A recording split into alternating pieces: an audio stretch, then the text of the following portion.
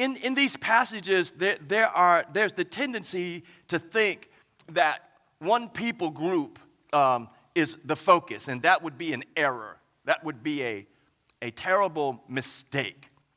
In fact, if we can't see ourselves, if we can't see the entire human race, we will have misunderstood Paul's revelation. And I don't want that to happen. With what we've gone through so far, we've looked at verses 1 through 18, and what Paul has given to us is a statement of God's judgment on the entire human race. He tells the Romans, I love you, I want to see you, it's my intention to come to you, but I cannot right now because God has me on a different assignment.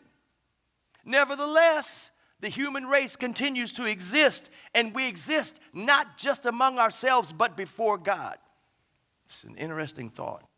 Technically, Paul would say everybody in the human race is judicially guilty before God, no matter where they live or where they die. And they stand accountable to God because of his statement that in the general creation, in verse 20, everything that anyone needed to know is both visible and known to them so that they are accountable to God. The broader scope is that from Romans chapter 1 verse 18 through Romans chapter 3 verse 20, he's going to tell every ethnic group, whoever you are, you stand guilty before God. And no one will be able to make an excuse and say, I didn't know. You won't be able to tell that to God. You won't be able to get away with it. We're going to pick up in verse 21 today. And in verse 21, here's a unique scenario. It's not just a matter of unbelief, but that beginning in verse 21 through verse 32, what you're going to see is that humanity rejects God. And not only do people reject God, they replace him.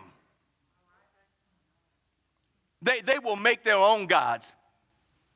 Yeah, we do that. If you look with me in verse 23, and we'll get to it later, you are going to get, if you never knew it, you are going to get a biblical definition about what a fool is. Put that one in your pocket. Because you see them every day. You work with them. Sometimes you hug their neck. They're in your family. Then finally, what we'll look at in the remaining segment of the chapter is what I like to call from 20th century scholars, it's called the devolution of man. We've got quite a bit here, and I want to do it well, and I want to make it plain. So this de-evolution of man is what you're going to see as humanity begins to just simply reduce itself by virtue of the choices that we make. So let me start off with that first.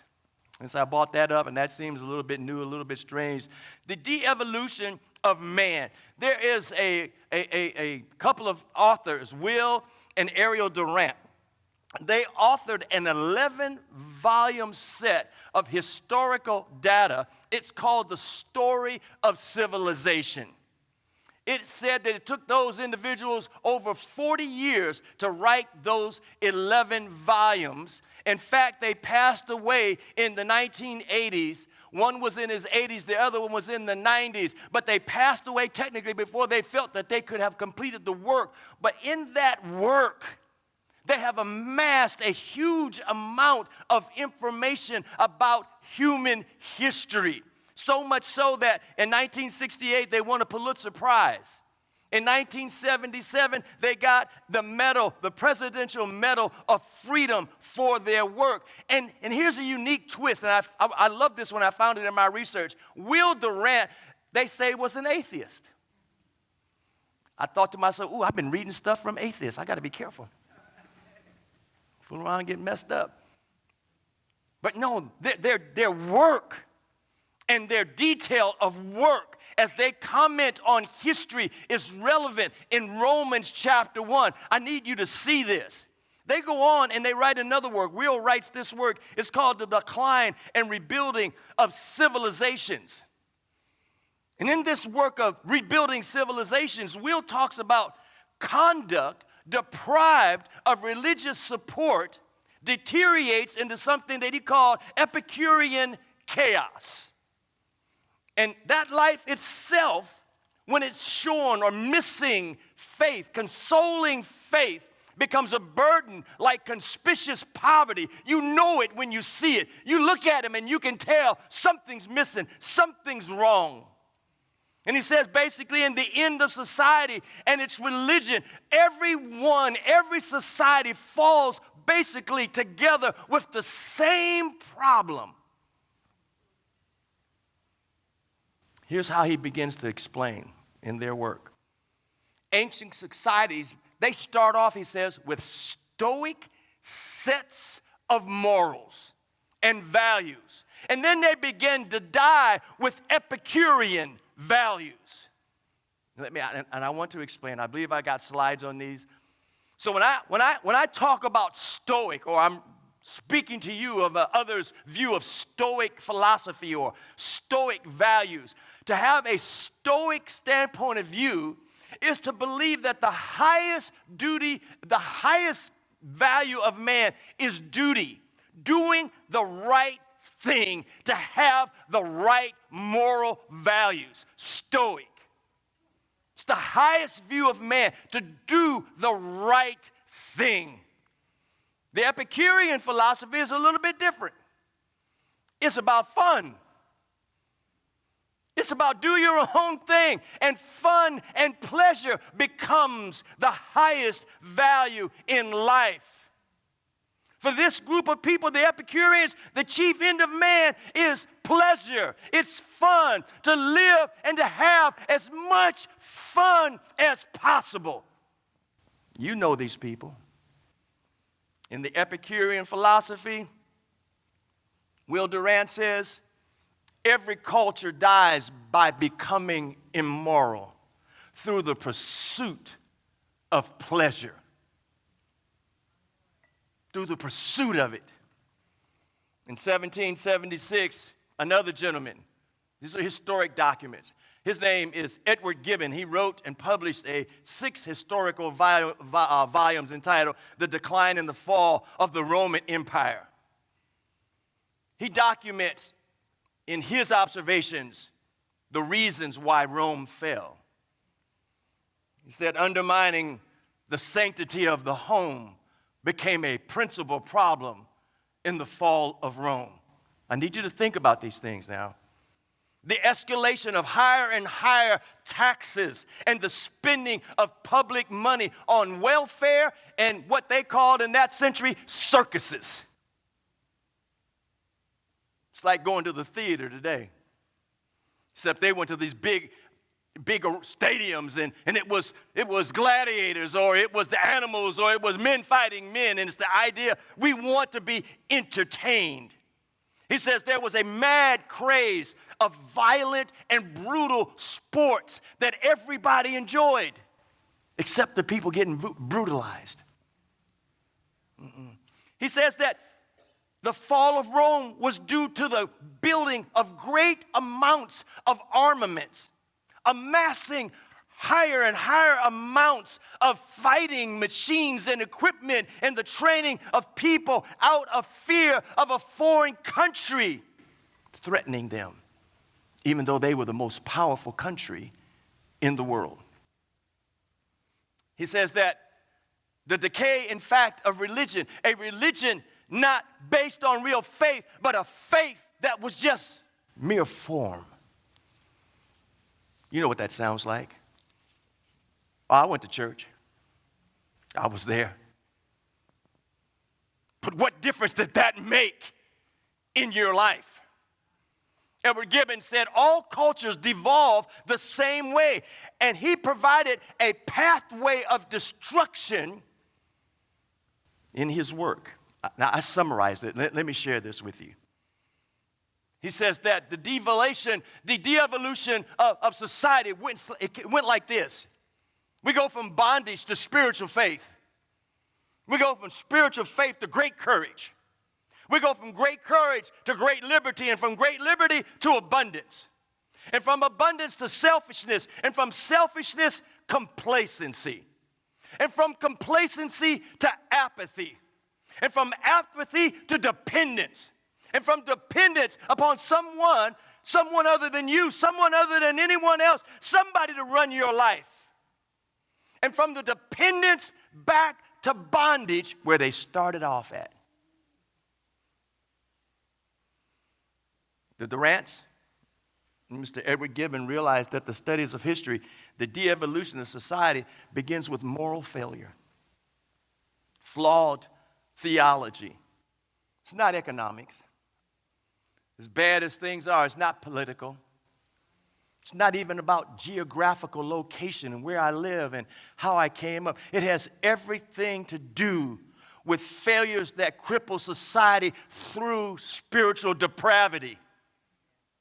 And that spiritual depravity starts the downward spiral. Here's where it begins. When people lose sight of who God is. And from verses 18 through 20 in chapter 1, Paul is trying to tell them, God has made himself known. You don't have to ask your neighbor, take a look up. The sun rises and sets. It's never late. Everything in the creator order operates perfectly as it was designed, except us. When people lose sight of God, evil floods in. And evil has a way of washing people away. God himself is the force that holds evil back. But if you are confused or allow yourself to be confused, or if you're the confused one confusing others, then you're working with the evil one. And he's working through you. And when you reject God, you've opened the door. You've opened the floodgates. So let's take a look. Let's take a look at the de-evolution of humanity, beginning at verse 21.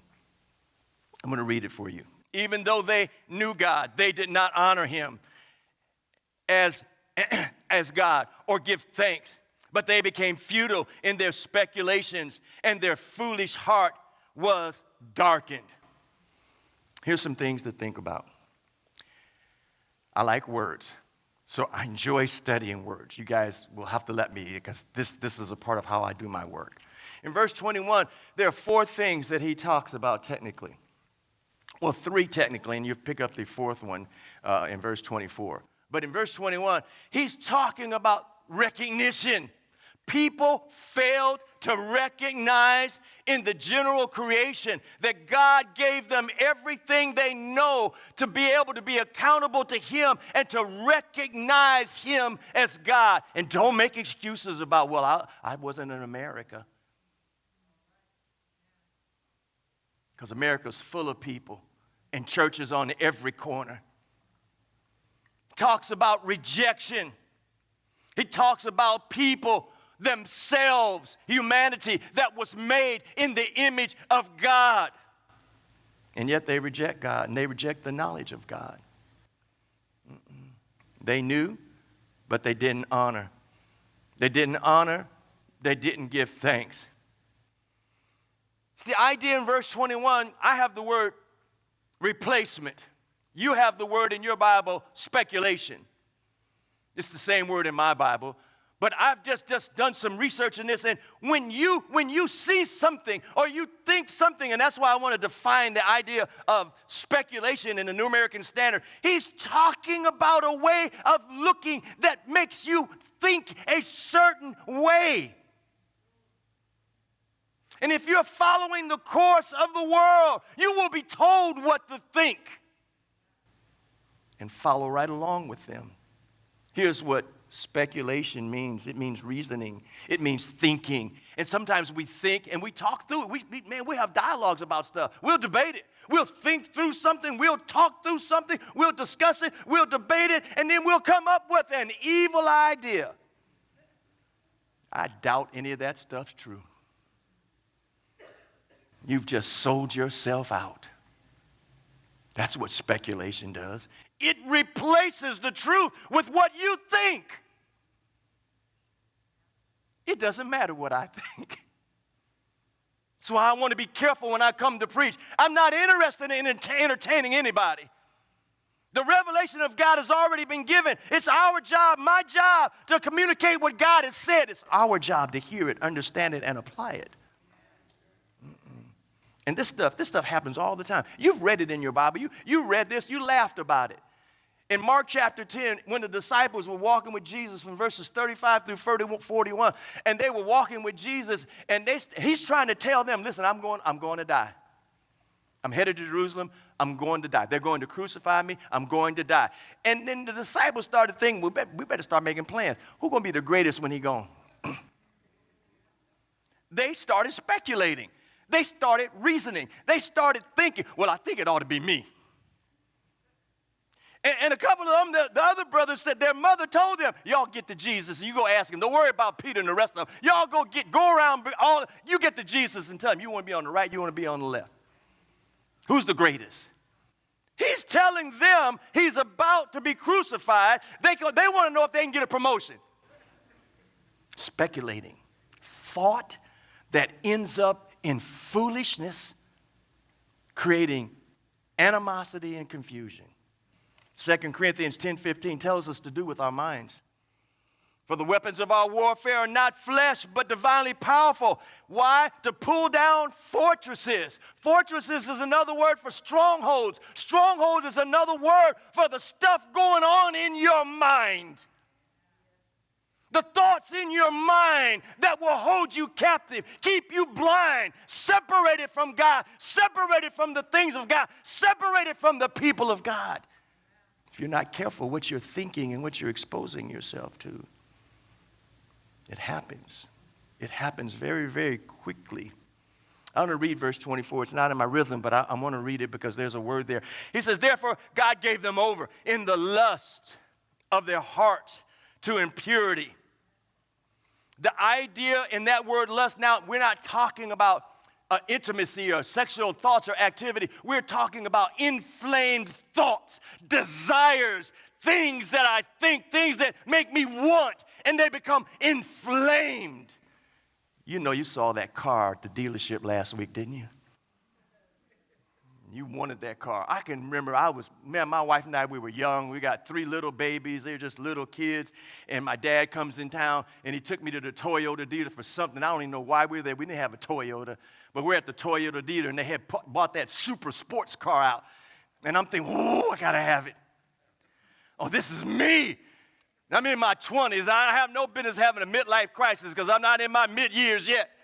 But in my mind's inflamed about that car, and I got to figure out what can I do to get this until I got saved from that thought. But if you're not careful, your mind will take you someplace you don't need to go. I want to show you what the de-evolution of humanity looks like. Go back into verse 21 and see it again. I want you to see it very clearly. He says, for even though they knew God, they did not honor him as God or give thanks, but became futile in their speculations, and their foolish heart was darkened. He says they didn't honor God. That's what happens when you speculate or you think wrong. You won't not only not remember God, but you certainly won't honor him. He says they didn't give thanks. What do they have to give thanks for, Pastor? Did you wake up this morning? Can you honestly say you're in your right mind? You ought to give thanks. You may not have what your neighbor has, but whatever you have obviously was what God provided. And when was that not enough? When was it not enough? Give him thanks. He says they became futile. Futile. The word just simply means wicked, vain, and idolatrous in their thinking. Their minds took them another direction. And he says, finally, they became darkened. This is what the de-evolution of humanity looks like. You're going from one place to another, to another. You're on a hill, and you're sliding downward towards a tree. and you're about to crash. But you are so comfortable with yourself and your life and everybody else's opinion, you don't see it coming. You don't see it coming. I want to show you how God works. And I'm picking these passages because it directly relates to the thought in Romans chapter 1, because people get it wrong sometimes, and we'll pick out one people group or one sin and focus on that and say, ooh, that's just terrible. You shouldn't do that. Have you ever been slapped in your face? Have you ever been deprived emotionally? Have you been starved for affection and a lack of love? Have you been abused? Have you lied? Have you ever cheated? Have you ever stole anything? Have you been treacherous in your dealings with others and harmed other people? You see, sometimes we will identify one layer or category of sin and dismiss everything else. That's not how God works. That is not how God works. You will find this in Genesis chapter 18, verse 20. And the Lord said, the outcry of Sodom and Gomorrah is indeed great, and their sin exceedingly grave. Abram is there at the tent, and two angels and this theophany, God manifested here before him, shows up at his place. And the angel and this theophany of God, he tells Abram what he's about to do. I'm going down to Sodom and Gomorrah, because he says in verse 20, I heard the outcry of Sodom and Gomorrah. I need you to pick up on this. These are little details related to the passage. The word outcry in Hebrew means a shriek, a shout. It means the idea of someone who's been pleading their case and asking for help. I need help. I'm in a situation. I'm in a circumstance. I'm being abused. I'm being hurt. I'm being tormented. I can't escape. God, help me. And Genesis says, God heard their outcry. Their cry went all the way to heaven. Think with me. God leaves heaven, comes to earth, decides I'm going down to Sodom and Gomorrah because the outcry of people are experiencing, listen carefully, they're experiencing social injustice of all different types. And the outcry has come to God. That's what we read in our responsive reading in 2 Peter chapter 2, beginning at verse 8.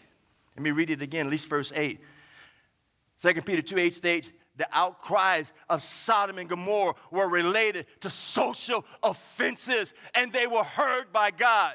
Peter wrote, for by what he saw, what he heard, that righteous man, who's the righteous man in Sodom and Gomorrah? It's Lot.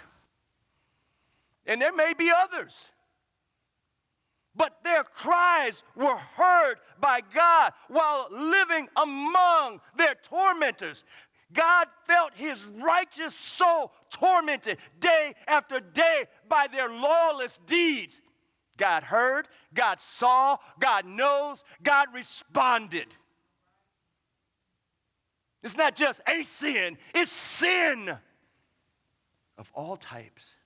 And it appears that in Sodom and Gomorrah, their sin of social injustice, moral depravity, resulted in the cries of people who are victims being oppressed by this culture and this social way of living.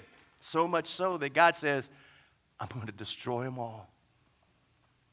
I'm going to level everything. I'm going to do away with them. And then here comes your intercessor. Abram steps up and says, wait a minute, Lord, wait a minute. I don't think I'm the right one, but since you stopped by my house, since you told me what you were about to do, even though my wife offended you, you know Sarah laughed when when the angel told him, or the Lord told Abram, your wife's going to have a child. See, in her 90s. There's not no baby making time. But God told her, by the time I get back here in a little while, you're going to have a child. She started laughing inside the tent, and he heard her. He heard her. And Abram asked him, Lord, listen, just let me talk to you. I'm probably not the right one, but what about the righteous people that are there? Will you kill the righteous as well as the unrighteous? If there are 50 righteous people in all of those cities, would you not spare them? If there's 20, would you spare them? Lord, if you can't find 20, if there's just 10, will you spare whoever is there? Don't destroy them all. Here's the crux of that scenario in Sodom and Gomorrah. Man's futile effort to develop a religious system won't work. Standing up against a sovereign, holy God who made the universe, who made man himself. You won't be able to create a system that will answer your questions. Why am I here? What's the purpose of me being alive in this world? I have problems. But where did my sin problem originate? Where did it come from? Man-made religions don't answer those questions. Does eternity really last forever? Does heaven really exist? Can God truly be known? Man-made religion won't answer your questions. And that brings me to another passage here. Look at another verse. Look at verse 22. Professing to be wise, they became fools. I'm marching toward that definition of what it is to be a fool. The word fool here just means to make foolish, make a showing of something or someone to be foolish. You know, a fool is never known until he opens his mouth. Oh, you don't even have to stand, just listen to people. Just listening to them, they're going to tell you who they are. You will know a fool every time he or she opens their mouth. Something crazy is going to come out. Y'all be with me today. Just stay with me, right? No, he's going to tell you he's foolish. Let me give you a biblical explanation of a fool. A biblical fool rejects what God makes available. We're always looking for something more, something else. But a biblical fool rejects what God makes available. And guess what? A fool loves his error. I made a mistake, so what? The fool will go back and do the same thing over and over again until he's destroyed by his very errors. So verse 23 simply introduces this idea of an exchange taking place. Paul says, talking about this culture and this group of people, this human dilemma, and they exchange the glory of the incorruptible God for an image in the form of corruptible man and birds and four-footed animals and crawling creatures. They exchange the glory of God for something in the creation that God created and made himself. The word exchange is the Greek word alasso. It means to make something different, to change or alter. And so they would alter who God is to suit them. And so the next progression in the de-evolution is in verse 24. Therefore God gave them over in the lust of their hearts to impurity, so that their bodies would be dishonored among them. And so you have to deal with this idea of what does it mean when God gives someone over. It's the idea of just handing back to them what was there. Hand it back, give it back, turn it over, let it go. It's the idea of giving something back and let it get ripe. Set something out in the sun, something organic. I'm growing vegetables and and tomatoes and edible items in my garden in the backyard. But when I harvest a vegetable, I don't leave it sitting out in the sun. As long as it's connected to the vine, it can nurture, it can grow, it can blossom and bloom. But once you pick it, you better do something with it. Don't leave it outside. Because it will let you know that it's organically made, and you'll begin to watch it disintegrate. It will just go away. He gave them over to themselves. It's the idea of allowing them the opportunity for self-betrayal. This is what happens when people don't honor God. This is what happened when people don't accept what God's made available. God dishonors them by turning them back over to themselves. God will dishonor them by letting them do to themselves what they tried to do to him. They wanted to turn him into an animal or an insect. God says, have at it for yourselves. So verse 25 says they exchanged the truth of God for a lie and worshiped and served the creature rather than the Creator, who's blessed forever. When you see a society starting to move foolishly in their view of God, you are watching the de-evolution of a culture and a people, an entire world. In verse 25, he uses a different word. When he uses exchange, it's got a prefix on it, meta-alasso. It means to leave or pass away. He's going to allow them to pass away and put an end, to cease in their conduct. We won't argue about this. We won't stress about this. Let them do what it is they feel like they need to do. And I want to be careful here because I need you to know, too often we'll put one sin above all other sins and then forget about everything else. No, that's not what God is doing here. He's telling the entire human race, every cultural, ethnic group, every social identity, every way of connecting humanity is all under the judgment of God if we don't get this thing right with him. Every person born through the womb of a woman comes here with a sin nature separated from God. If that doesn't come before the cross, if that doesn't get washed by the blood of Christ, hell's got your name on it. You got a key already.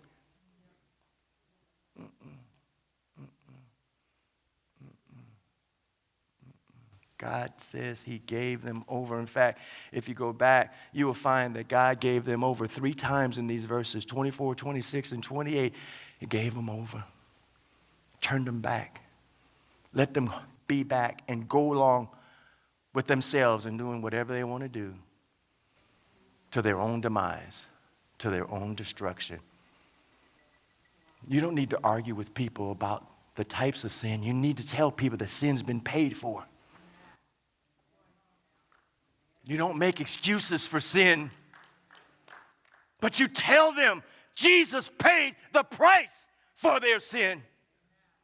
You don't make one feel worse than the other because it's all sin, and God sees it that way. And what God is doing, what God does, he's listening for the outcry of the righteous. He's listening for those who are suffering. He's listening for those who are oppressed, those who are struggling. And I need you to know he hears your prayers. He hears you. He hears you. And he's coming back. He's coming back. There's no time to waste. Church, you can't afford to have your identity be based on numbers. You can't afford to have your identity as the people of God based on buildings. You cannot have your identity in Christ based on the number of parking slots in the parking lot. That's how church growth people work. You got to have 500 parking spots because you're trying to get 200 people. That's a strategy. You know what I'm looking for? Help me to say this right, Lord. I'm looking for the people God sends I'm looking for the ones that walk through this door or come through my life or come through your life that we can share life with, that we can live with, that we can walk with, that we can encourage. I'm looking for some people who want to grow in Christ. I want to disciple some folk. I'm not trying to build a reputation. I'm looking for some way to lay my life down and serve God through serving people, because that's what the church does. That is what the church is. We represent Christ in this world. Not trying to find a way to be successful. If it don't look successful to you, you ain't looking through the right lens, because you're sitting next to some people who've been born again. You're sitting in a room with some people whose lives have been impacted and transformed and changed. You're in the room with some people who walk on the water. When was that? When was that not good enough? When was that? Don't turn God into something that he's not.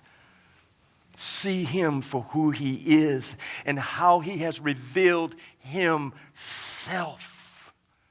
Fall in love with him